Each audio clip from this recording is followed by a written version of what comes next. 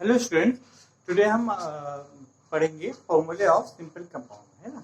जो हमारा class 10th में जो बैलेंसिंग ऑफ केमिकल इक्वेशन है उसमें भी यूज आता है, और हायर केमिकल की जो आपकी केमिस्ट्री है उसमें भी फॉर्मूले बनाने के लिए काम आता है। तो ये 9th से शुरू होता है। 9th में हम फॉर्मूले ऑफ सिंपल कंपाउंड बनाना सीखते हैं। उसके लिए हमें रूल्स जो है वो ध्यान रखने पड़ते हैं। Three rules we should keep in mind before forming any formula, है ना। पहला रूल है आपका कि वैलेंसीज और charges on the ion must balance. Means क्या हुआ कि अगर जैसे मेटल है उसका +2 चार्ज है, नॉन मेटल -2 चार्ज है, तो अगर ये कंबाइन हुए तो +2 और -1 नेट कितना बचेगा, +1, है ना। तो ऐसा नेट बैलेंस जो है चार्जेस किसी चीज पे नहीं रहने चाहिए, है ना। जब हम एग्जाम्पल करेंगे तो आपको और अच्छी समझ में आ जाएगा। अभी रूल्स माइंड में ले लीजिए। सेकेंड ये है, when a compound consist of a metal and a non metal, the name और symbol of the metal is written first. Means metal का जो है, जो प्लस वाला वैलेंसी वाला है वो पहले लिखा जाएगा, और माइनस वाली वैलेंसी वाला का जो एलिमेंट है वो बाद में लिखा जाएगा, है ना, हमेशा। तो ये रूल है। जैसे for example CaO calcium oxide है, तो कैल्शियम मेटल है और ऑक्सीजन नॉन मेटल है ना। तो देखिए कैल्शियम पहले लिखा हुआ है, ये इसको हम OCa भी कर सकते थे, बट ये गलत हो जाता है ना। मेटल पहले, नॉन मेटल बाद में, है ना। थर्ड आपका क्या है, compound form with polyatomic ions. Polyatomic ions, the ion is enclosed in a bracket before writing the number to indicate the ratio, है ना बेटा। इसका मतलब क्या हुआ कि जैसे पॉलीएटॉमिक आयन है ना, जैसे हम लिखते हैं किसी में, जैसे ये तो सिंगल एरोमेटिक आयन है। आप जैसे CaOH होल ट्वाइस, है ना, ये है। तो देखिए OH आपका पॉलीएटॉमिक है, इसमें 2 एटम है, ऑक्सीजन और हाइड्रोजन, है ना। तो इसको हम पूरे एक ब्रैकेट में लेते हैं, है ना। तो उसकी वजह से आपका ये 2 वैलेंसी है, इसकी 1 थी, इस वजह से ये बैलेंस करने के लिए ट्वाइस हो गया। और एग्जाम्पल समझ में आ जाएगा वो कैसे बना। फिलहाल ये समझिए कि आपका जो है OH है ये पॉलीएटॉमिक है, और इसको ब्रैकेट में हमने लिया वैलेंसी बैलेंस करने के लिए, है ना, टू इंडिकेट द रेशियो कि ये इसके 2 पार्ट्स हैं और इसका 1 पार्ट कंबाइन कर रहा है ना, तो ये कंपाउंड बना रहा है।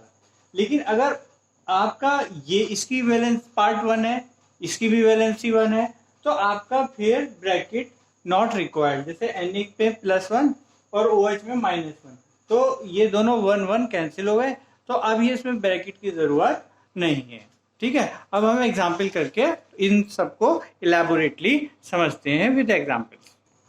इसमें देखिए वही है, पहला एग्जाम्पल है फॉर्मेशन ऑफ हाइड्रोजन क्लोराइड। तो आपको हाइड्रोजन क्लोराइड बनाना है। हाइड्रोजन का सिंबल क्या होता है बेटा, H। क्लोराइड का सिंबल क्या होता है, Cl, है ना। और इनकी वैलेंसी आपको पता है, हाइड्रोजन की वैलेंसी 1, क्लोराइड की 1, है ना। तो आप देखो आपका ये तो आप कहोगे कि सर ये अभी आपने बताया था मेटल नॉन मेटल का, तो हाइड्रोजन तो आपका नॉन मेटल की तरह भी बिहेव करता है, मेटल की तरह भी बिहेव करता है ना।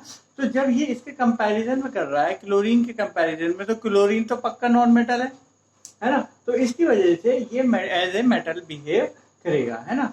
और इसकी वैलेंसी 1, क्लोरीन की भी वैलेंसी 1। तो हमें अब क्या करना पड़ता है, ये इस तरह का डायग्राम बनाने के बाद हम इसको क्रॉस मल्टीप्लाई करेंगे, H1 और Cl1, है ना। तो अब जब ये बैलेंस हो गया H1Cl1, है ना, अब ये 1 लिखने की हमें जरूरत नहीं है, ये हम हटा देते हैं। तो फॉर्मूला जो बनता है हमारा फाइनली हाइड्रोजन क्लोराइड का HCl बनता है। इसमें एक चीज और आपको दिखानी थी कि इसमें जो आपको ये टेबल याद करनी पड़ेगी। ये जो टेबल है बेटा आपको टेबल 3.6 ऑन पेज 37, ये आपको याद करनी पड़ेगी। इसमें 2 जो कंपाउंड है वो मिसिंग है, जो आपके 10th तक काम आते हैं, वो आपको लिखने पड़ेंगे। एक तो बेरियम का लिख लीजिए Ba2+, है ना, ये वैलेंसी बेरियम की होती है। और एक ये जिंकेट आप पे यूज हो जाता है ज्यादातर, मतलब एग्जाम में 10th के लेवल पे ये जिंकेट आ जाता है। तो जिंकेट का फॉर्मूला ZnO2, ZnO2 और ये 2 माइनस, इसकी वैलेंसी कितनी हो गई 2, बेरियम की Ba2 प्लस, वो इस कैटेगरी इस लाइन में लिख लीजिए, सेकंड वाले वैलेंसी वाले लाइक कॉलम में, है ना। तो ये आपका टेबल आपको याद करनी पड़ेगी। बच्चे इसमें भी कंफ्यूज होते हैं, कॉपर 1 Cu प्लस है और यहाँ पे Cu2 प्लस है। तो Cu1 वाला बेटा क्यूप्रस कहलाता है और ये Cu सेकंड वाला क्यूप्रिक कहलाता है ना। ऐसे आयरन में भी देखोगे आप, एक तो ये आयरन Fe2 वाला फेरस कहलाता है और Fe3 वाला फेरिक कहलाता है ना।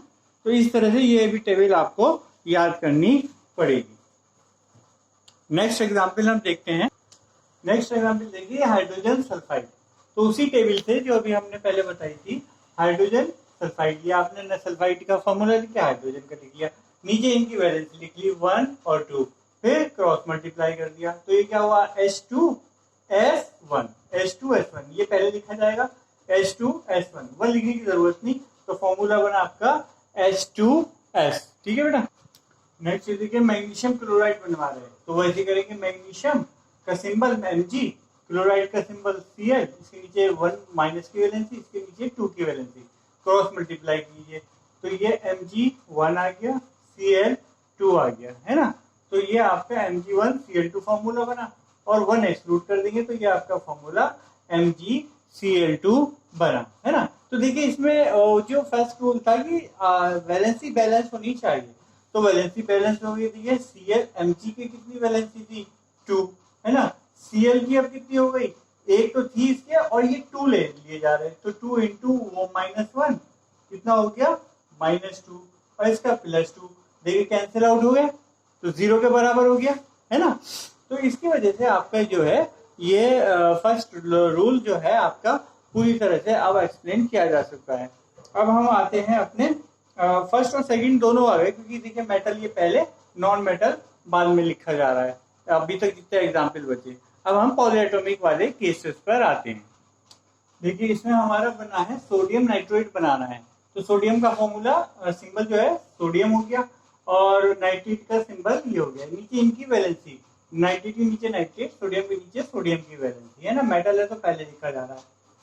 तो अब क्रॉस मल्टीप्लाई कर दीजिए Na, और ये क्रॉस मल्टीप्लाई है, ये इसके इस साइड में लगेगी, यहाँ सबस्क्रिप्ट में लगता है ना।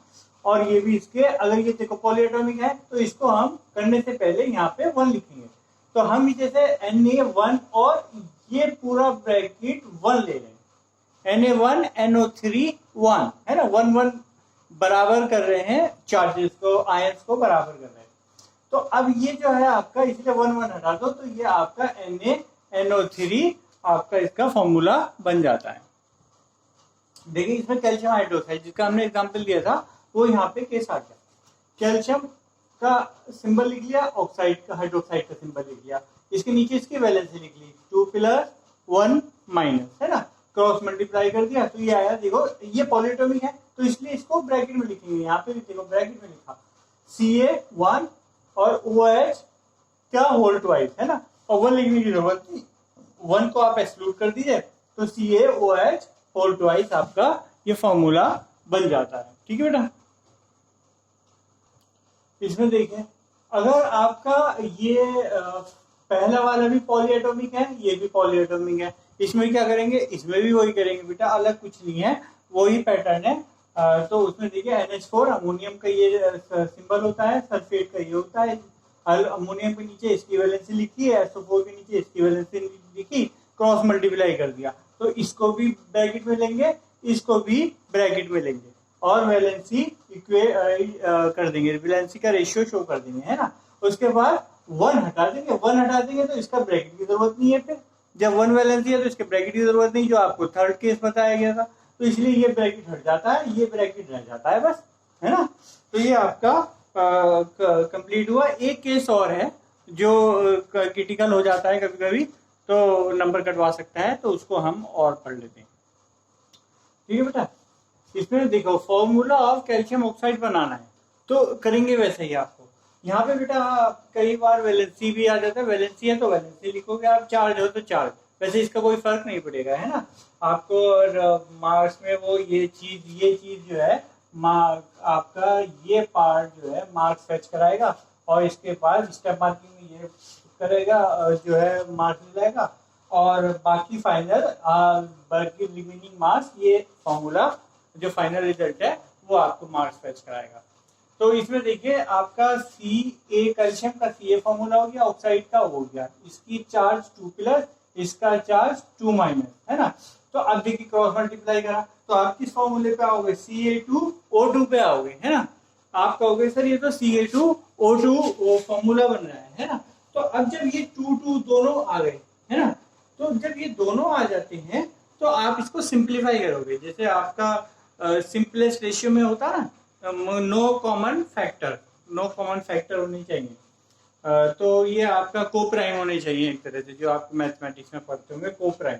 तो Ca2O2, तो ये 2 से डिवाइड हो सकता है, 2 कॉमन फैक्टर है, तो 2 से डिवाइड करके इसमें सिर्फ 1 एक कॉमन फैक्टर बचेगा, तो CaO आप फॉर्मूला लिखोगे इसका, ठीक है। तो इसमें अगर ऐसा केस फंस जाए तो आप उसको दोनों को को प्राइम करोगे, ठीक है।